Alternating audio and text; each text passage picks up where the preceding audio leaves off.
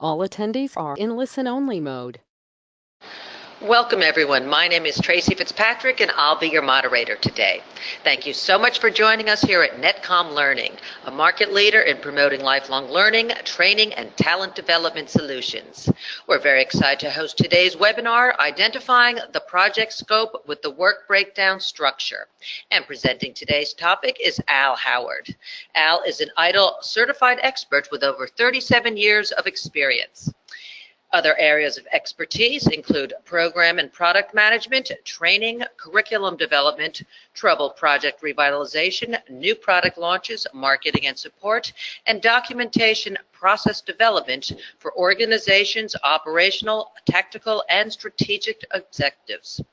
And he has conducted company on-site trainings in IDLE V3 fundamentals. Now, please bear in mind that this is an overview of a very robust topic. We offer a collection of technical and business courses that can be tailored towards your specific requirements. If you are interested in further discussion, you can make an appointment with our learning consultants through our website at netcomlearning.com. Today's session is also being recorded, so you will get free access to the recording in the next 24 hours via email. NetCom Learning helps build innovative learning organizations in the workplace by structuring a smarter workforce, supporting changes, and driving growth. We offer over 2,000 IT, business, and soft skill courses available to organizations around the world, encompassing technologies like big data, cloud, and mobility. Since 1998, we have been empowering organizations with our managed learning services to reach optimal performance results and address challenges. So, why should you attend this webinar today?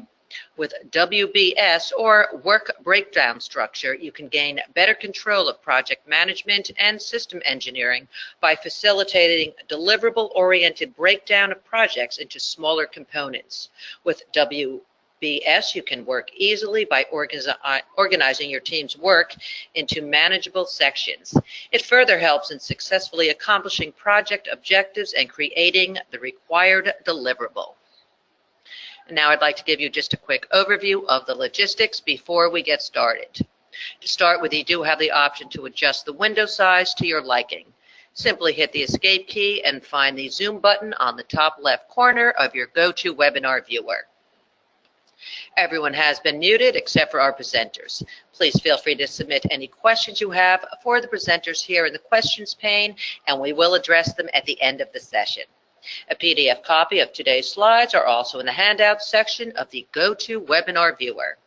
And in just a few moments, I'll be passing this over to Al, who will be presenting today's topic.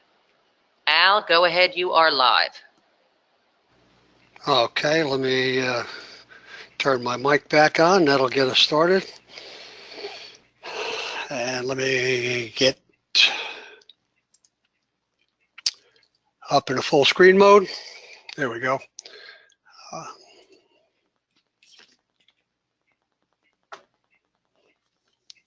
I see it's grinding here for a second.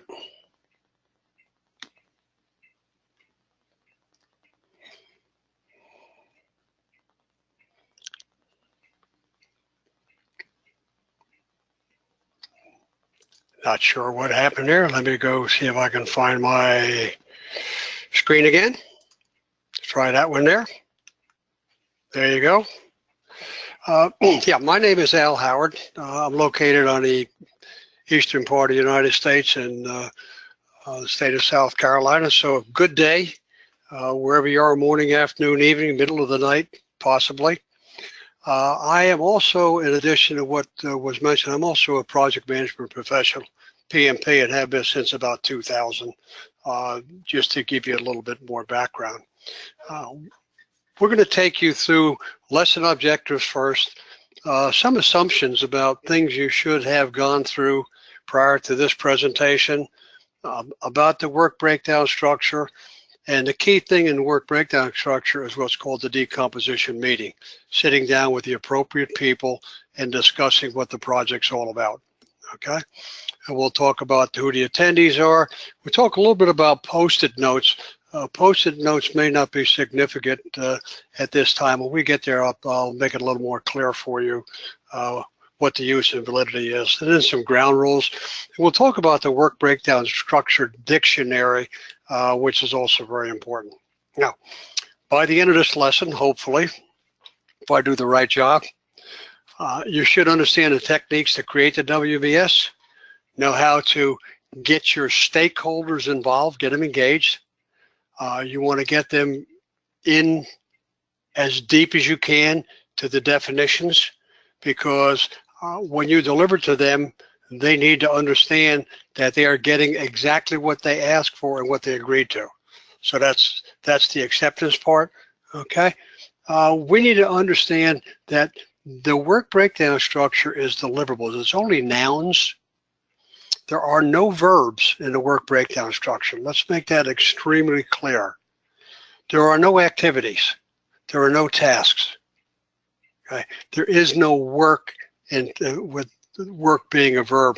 If you consider work a noun, like a work of art, yeah, then it could fit in the WBS. WBS is only nouns, just so you know. And then there's something that the Project Management Institute calls work packages. And again, they contain no activities, no tasks.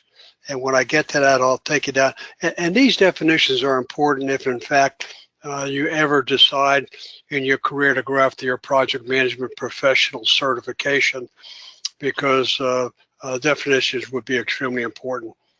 And then we want to talk about what's in the WBS Dictionary. Okay, let me see if I can move this guy. I'll get it, as long as you don't see it. Now, the assumptions for the presentation.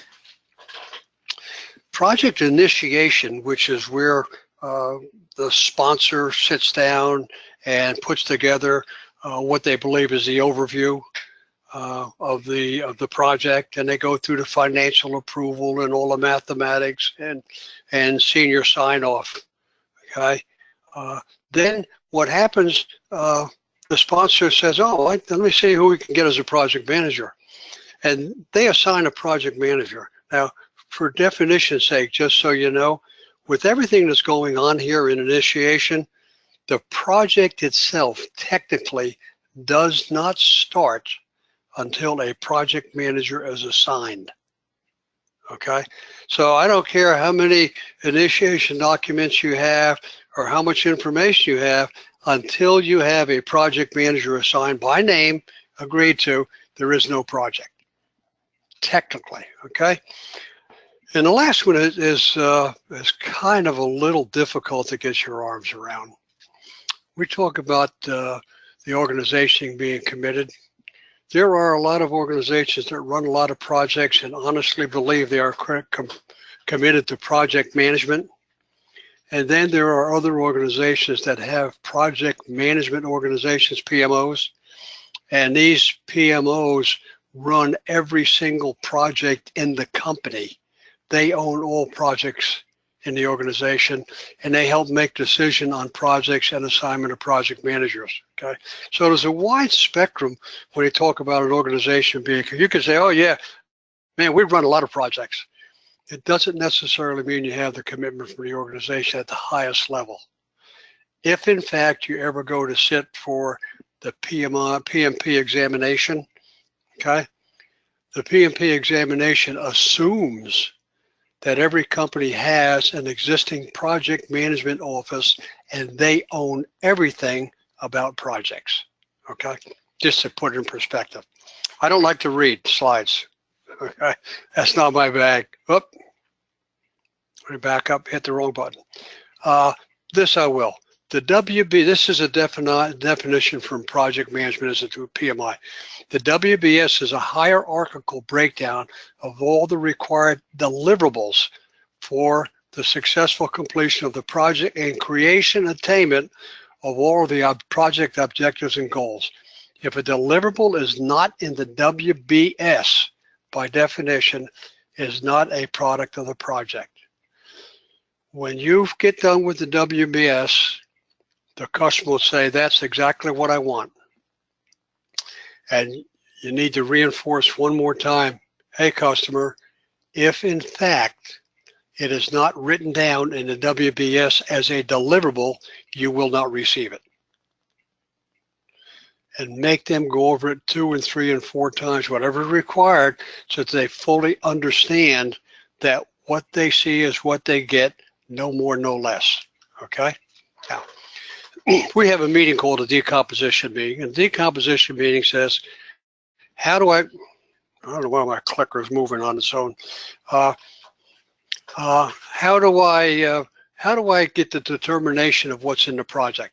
How do I get the people involved who need to be involved?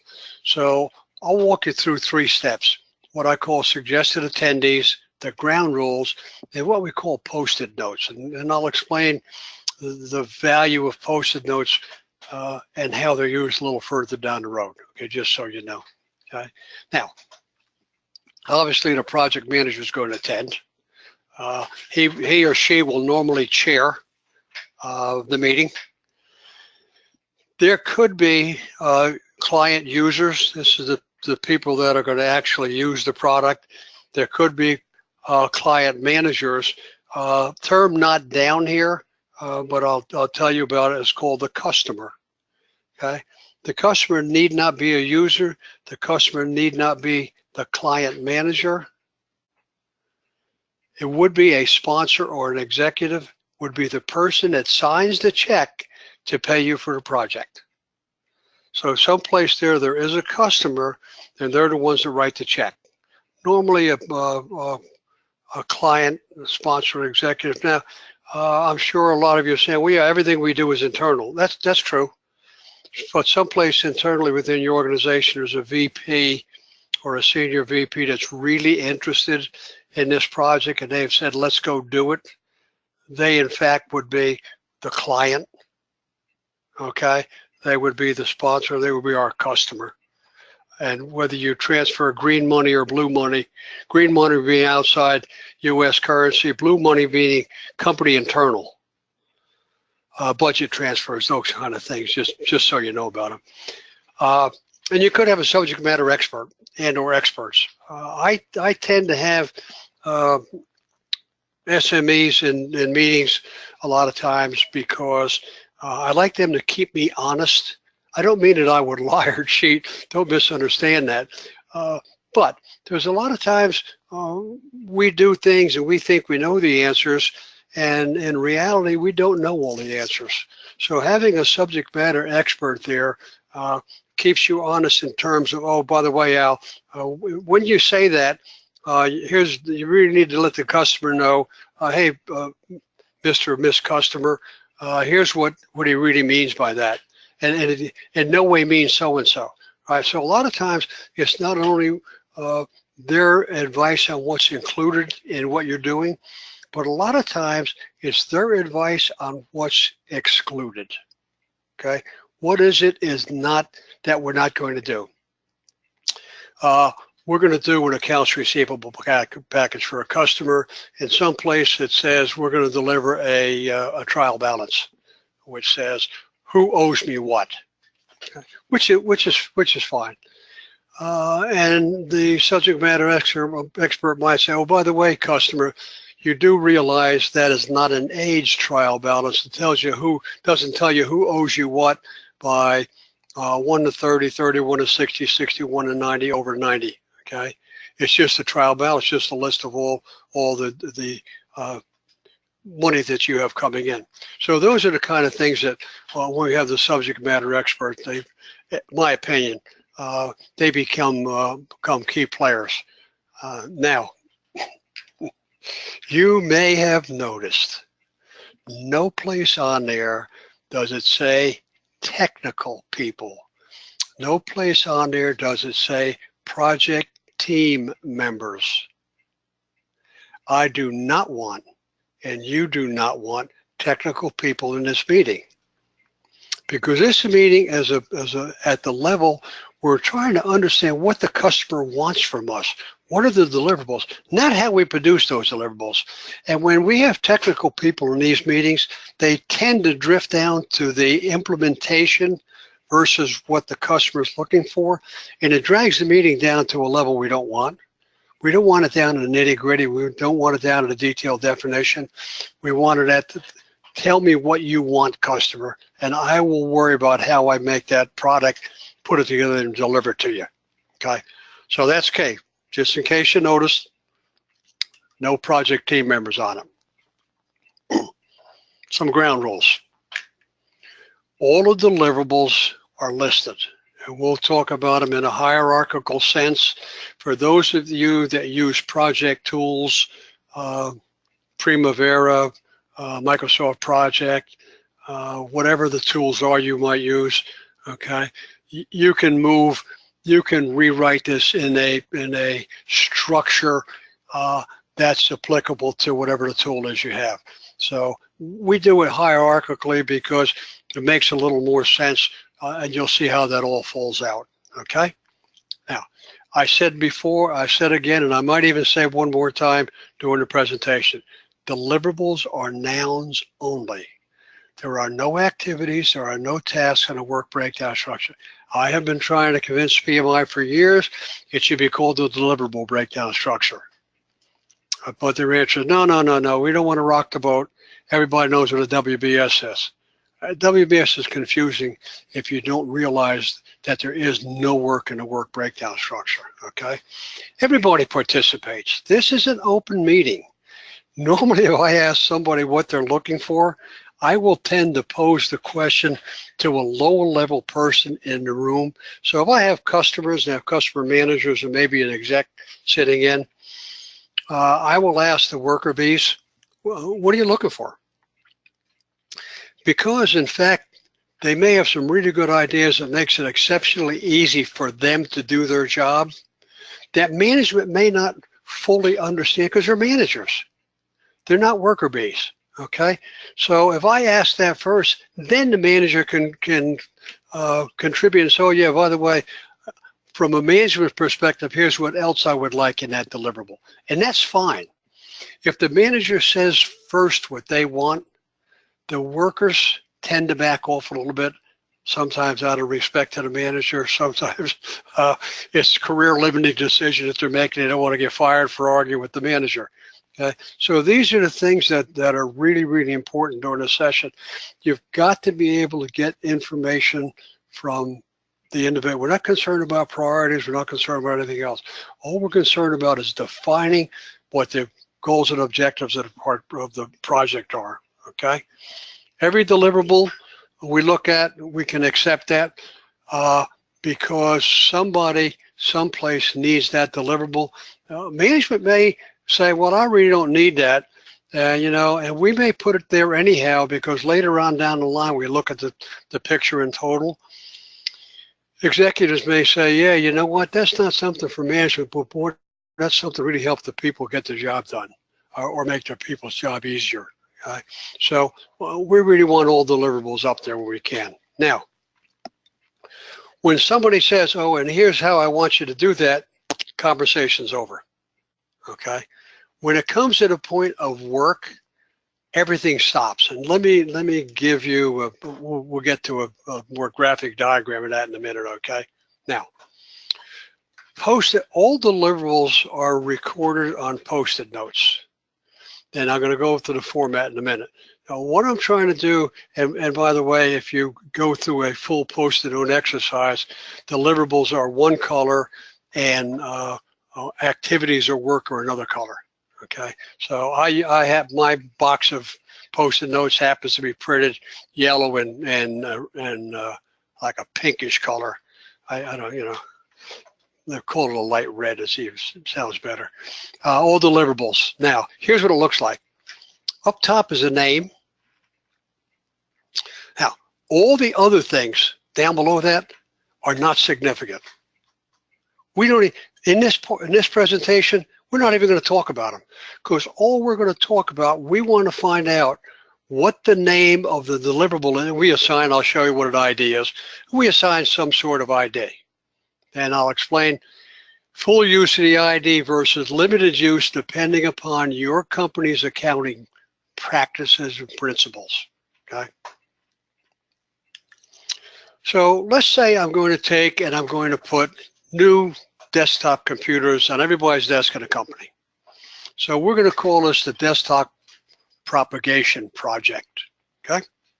So we start and we say, well, we got software. I mean, everybody knows we got software. The customer says, yeah, we're going to have some software. We're going to have hardware.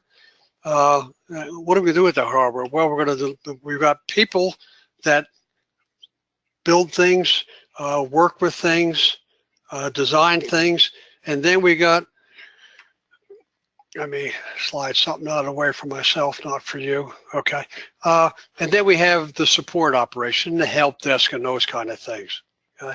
Now, I'm not going to go through a major project here. I'm going to take one of these and work with it only. Okay. So let's scratch software, personnel, and support. Let's talk about hardware. Okay. And you don't need to do this for the whole thing. Okay. So hardware, we got hardware specs. Okay, that's cool. How much can we break the specs down? How about picking the hardware? How much can we break picking the hardware down? I mean, that doesn't look like I can say hardware specs chapter 1, 2, 3. That doesn't make any sense.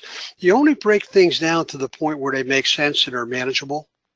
It has nothing to do with the number of people working on something.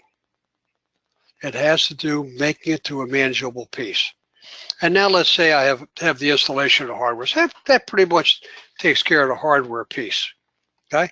Now, under specs, I don't have anything, and under selection, I don't have anything. So there's work involved, there's tasks, activities, so I stop. That doesn't go any further. On the installation, oh well, I have the facility to worry about. Where am I putting this hardware? Where are the desktops? Are there restrictions on what can go where, what time I can get in and out of places? Are there security restrictions, those kind of things? I have a test plan, obviously. You don't do anything without a written test plan, okay? And then I have the setup of the hardware. Physically, I know the location, I know what my test plan is, and I have a physical setting up of the hardware. Again, here I am, I got activities, I stop. So when I look at the WBS decomposition, I'm trying to take and break it down into smaller manageable pieces, okay? When I get to the point where I can't break it down any further, where I have something that's workable, I'm comfortable with, then I end up having work or activities or tasks, and I stop, okay?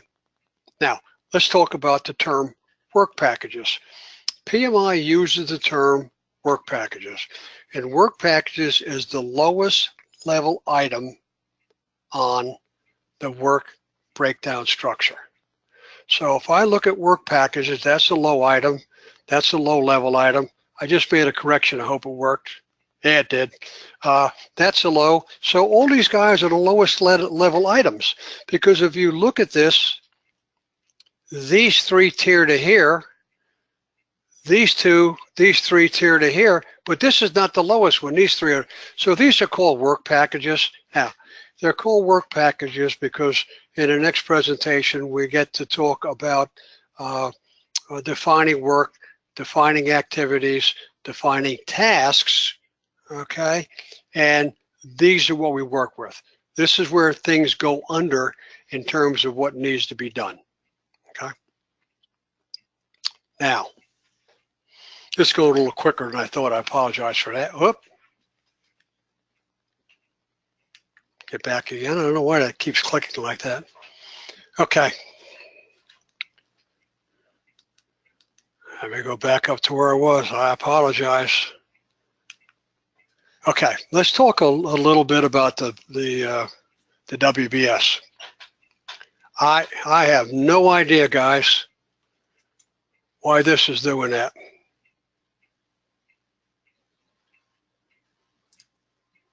I apologize. Let me get back up to where I want to be. Okay, the work breakdown structure dictionary is not just a list of terms. The WBS dictionary is a very clear, concise definition of everything that is in the WBS. So if you saw an item on the previous page, Okay, let me go back just for a quick second. Back is that way. And if I look in the dictionary, it has a definition of this box. What's in there? If it's a report, it has a definition of everything in that report. Headers, footers, column headers, page headers, totals if there's totals involved, any mathematical calculations, anything at all. It is the total description of that deliverable. And it's the same way for all of these. These are the total descriptions. Now, with this one here, what do? I really have the combination of these three. So when these three are finished in the dictionary, I'm back here. So these three make up that one. Those are individuals. And these three roll to there. All of those roll to there, obviously. Okay? Just so you know. Now, I can now, oh, I don't know what is wrong with my clicker this morning. I can now take this, all this information, a WBS and a WBS Dictionary, and I can go to my development team. Say, okay, guys, here's all the documentation you need. Put it in place. Implement it. Now, what they will do, which comes in a later presentation, they will sit down and they will say, okay, what are the things that I need to do? Get them all listed down. And then at the next presentation, we'll talk about scheduling and prioritizing and different types of priority steps and everything like that. Okay? So they should be able to take this package right here and go implement.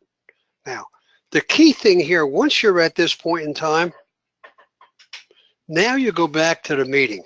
Remember that meeting up in the front of the presentation? And you sit down with the customer. And you say, okay, here's what the project looks like. We don't know schedule or anything yet because we have no idea what the work is, no idea what the resources or the quality of those resources, skills of those resources are. But just so we make sure there's no misunderstanding between us, let's sit down and go over to WBS in a final phase, okay? And let's sit down there and let me see, let me check something quickly. Okay, I'm already on the next slide. This is the closeout process. Let's sit down and have the conversation because I'm going to take you, come on. I don't know why it's doing that. I apologize, guys. I'm not touching anything, believe me.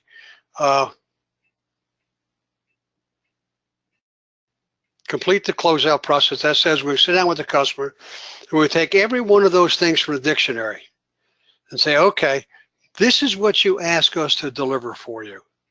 These are the details of what you will receive, okay?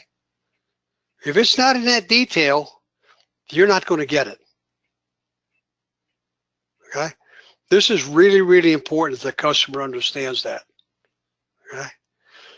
We'll go through every single thing in detail in that dictionary, and we're going to walk them through it. Now, everybody that was in an initial meeting will be in this final meeting. Because not only do I want the user to tell me they like it, I want the customer to tell me they like it, and I want the customer executives to tell me they like it. Because what I'm going to do is I'm going to ask them to sign a document saying they agree with this version of the WBS, and everything's versioned. This would be version 1.0, okay? So everybody agrees with version 1.0. And the reason we version them, guys, is because, in fact, a lot of times during projects, we go back and make changes because planning and execution is iterative, right? We plan things, we go to execute, we change the plan, we execute, we change the plan. Okay? Now, Remember, for those of you that are Agile based, this presentation really talks more to waterfall, because you don't do this total definition up front, right? You only in general terms. You really define in detail as you execute. So I'm going to get a signature from the client, executives, and by the way, the person within my organization that sponsored the project, I want their signature too. Oh, Al, I didn't understand that's what you wanted to do. If you sign your name on something, I am sure you will read it and you will understand it. Absolutely no question about it. Okay? If it is not in the WBS, it is not in the project. Period. How many times have you delivered something to a customer based on what they told you they wanted, and you get down and they say, you know what? That is exactly what I told you. But you know what? It's not what I need. That comes from, you remember the meeting we talked about, not only we have executives and managers and customers, but we have users. If you don't have users in those meetings, a lot of times you will get what management wants, but you won't get what will satisfy the needs of the business. And this is really what we're concerned about. We're concerned about the needs of the business. Okay? We want to make sure that the customer gets everything they're expected to get.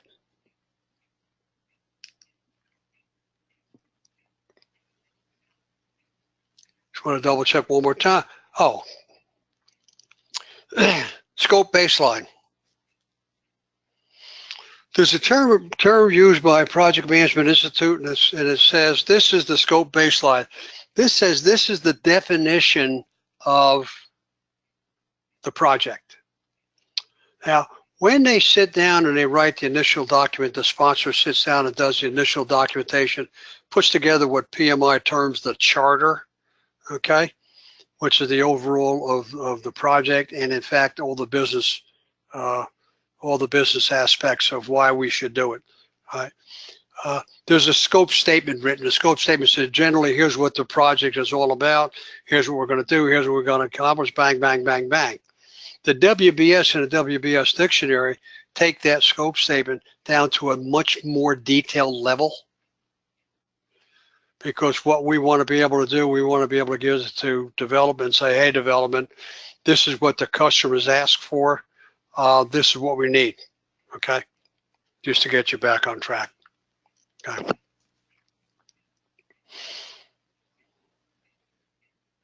Okay. I don't know why this has changed to go to me. I ended up finishing a little bit sooner than I thought. I apologize. Coming up, and I think they're going to tell you more about this. That activity definition, that's the next logical step. Precedent setting, estimating, critical path, project commitment meeting, how you do proactive versus reactive project management, okay, and proactive project control. So those some of the things coming down. They took my phone number over there, okay. I have my phone number and email address.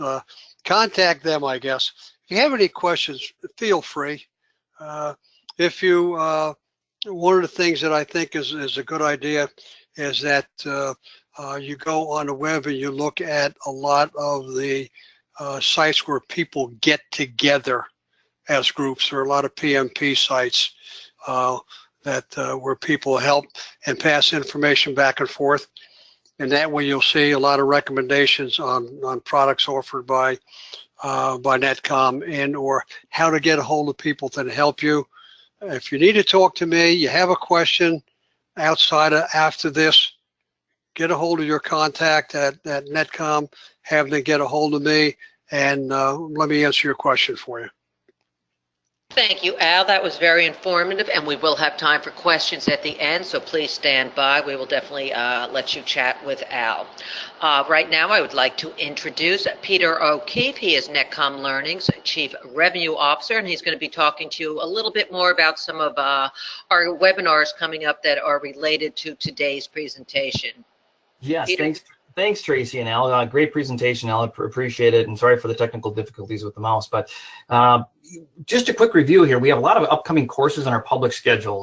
NetCom offers a broad array of offerings, and today we shared a topic from our business process practice area, I should say.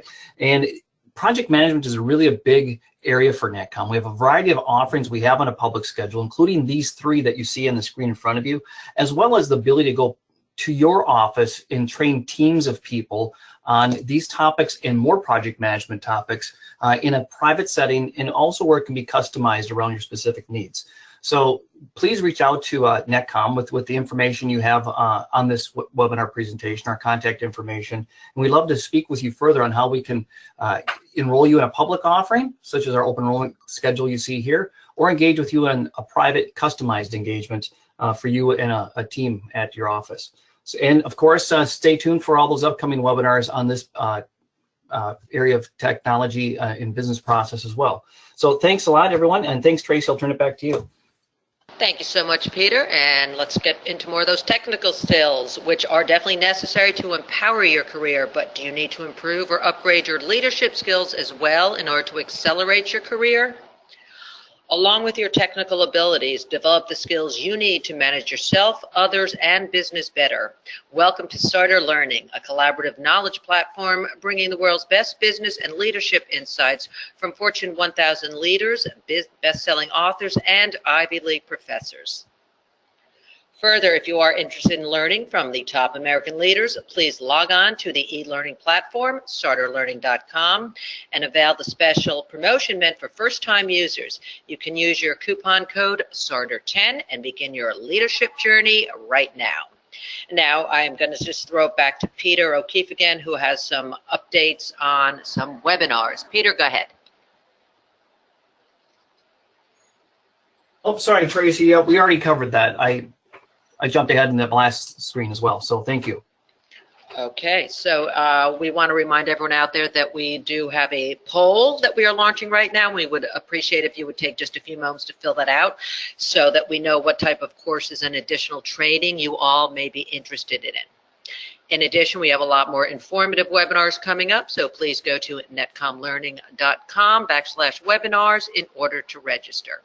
And don't forget to follow and like us on our social media pages. To get the latest technology updates, you can refer to the GoToWebinar chat window for our links on Facebook, LinkedIn, Twitter, and Google+. So any final thoughts before we end today's session?